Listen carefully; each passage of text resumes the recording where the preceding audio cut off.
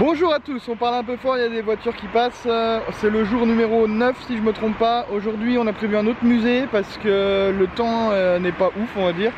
Donc aujourd'hui on visite le musée KTM, alors là on est juste devant, on va voir si on peut visiter avec le chien ou pas.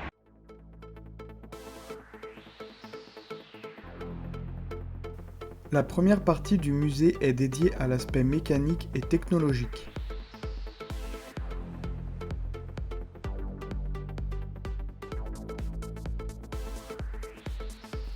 Des petits jeux interactifs sont aussi disponibles, c'est plutôt sympa. Enfin, il y a aussi des vues éclatées qui permettent de voir toutes les pièces qui composent une moto.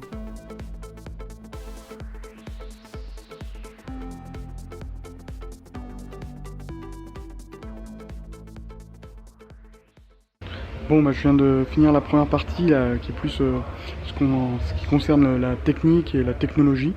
Et après, il y a pas mal de modèles d'exposés. Il y en a qui sont suspendus et tout, c'est plutôt sympa, franchement. Ça donne envie d'essayer les jouets, on va dire. La visite commence par les modèles les plus anciens. Il est possible de monter sur certaines motos, c'est plutôt cool.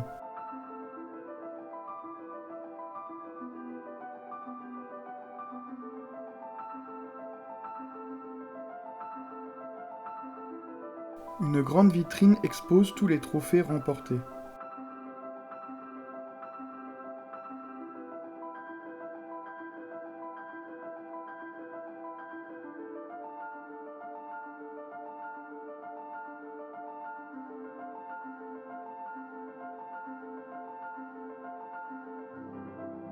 Voici la KTM X-Bow, seul modèle automobile de la firme. Ici, il s'agit de la version ultime GT XR. Elle possède un châssis monocoque en fibre de carbone. Son moteur développe 500 chevaux. Juste à côté, sont exposées les motos championnes en 2023.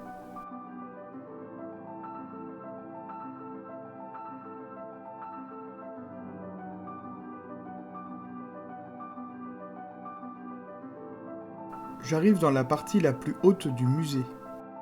Ici sont exposés des mannequins représentant les pilotes de légende de la marque avec leurs machines. Je trouve l'idée vraiment top.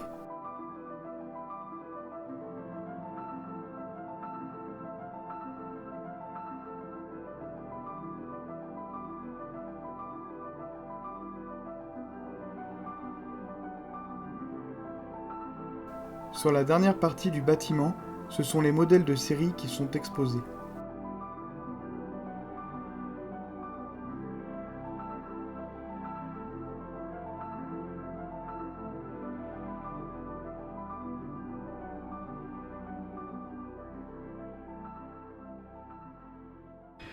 Bon, je venais de finir le musée là, je suis passé par la boutique et en fait je voulais aller aux toilettes et il s'avérait qu'il y a une expo temporaire sur le Dakar, donc j'allais voir ça. Quelle bonne surprise j'ai eue en découvrant l'exposition temporaire.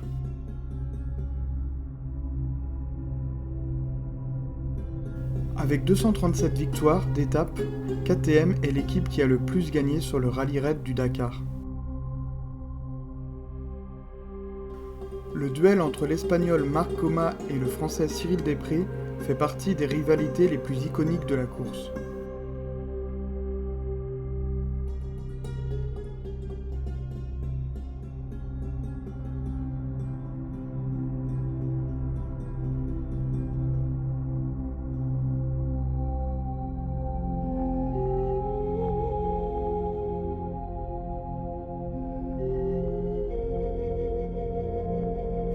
Le fameux roadbook qui guide le pilote, ici il est même déroulé.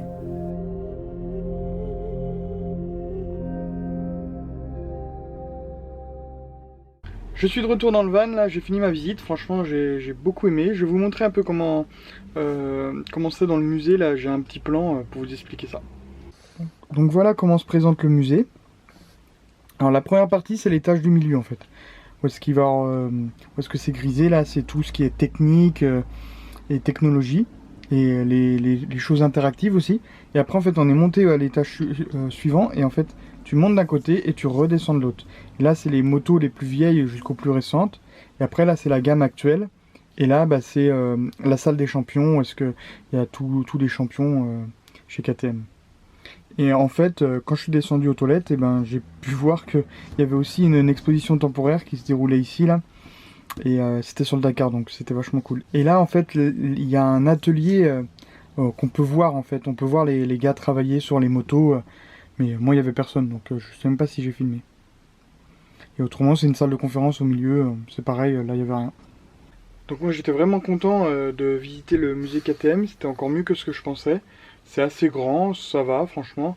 Tout est écrit en anglais, c'est un gros point positif. J'ai acheté un petit souvenir. Et puis j'étais surtout super content de voir qu'il y avait une grande partie qui était réservée du coup au Dakar, qui est une de mes courses mécaniques préférées. Donc c'était vraiment cool ça, j'étais vraiment très content. Bon, Maëlan vient de revenir là, du musée, alors quelles sont tes impressions? C'est bien, c'est grand. Moi qui connais pas trop les motos, après c'est bien parce qu'il y a plein de trucs interactifs, moi j'aime bien. Et voilà, après il y a une exposition, mais je sais pas si elle va être tout le temps, mais pour le Dakar, je sais pas si t'as vu. Oui, j'en ai parlé.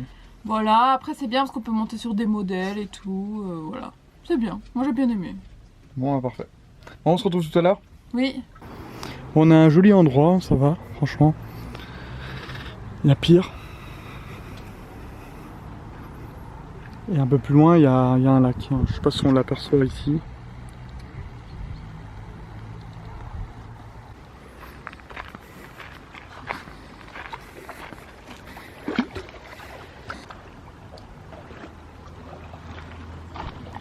Là, on voit la ville à gauche, là-bas, tout au fond.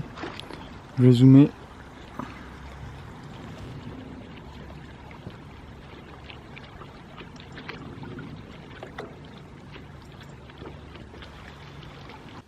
Bon, Maëlan est parti se laver.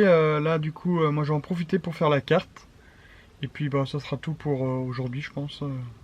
Alors, hier, je t'ai montré un petit peu haut avec le surligneur parce que où est-ce que c'est rendu là? C'est le musée KTM. On était un petit peu avant. Et là, en gros, on est redescendu et on est par là à peu près. Ouais, je dirais à peu près par là. Avant Badischl. Et demain, on va redescendre un petit peu. Et après, si on a le temps de faire tout ce qu'on veut, et ben, on remontera en direction de Linz, ici. Et je pense que Linz, ça devrait être notre dernière journée en Autriche. Je pense. Et après, on va se retrouver en République tchèque ou en Tchéquie. Les deux noms sont acceptés. En tout cas, je vous remercie d'avoir regardé la vidéo, tout simplement, jusqu'au bout. Et puis, on se retrouve pour la prochaine vidéo. On va visiter 2 villages, là, dans la région, là, en Autriche. Donc, on se retrouve très bientôt. Merci. Et puis, abonnez-vous et puis partagez si vous en avez envie. Merci encore. Allez, à la prochaine.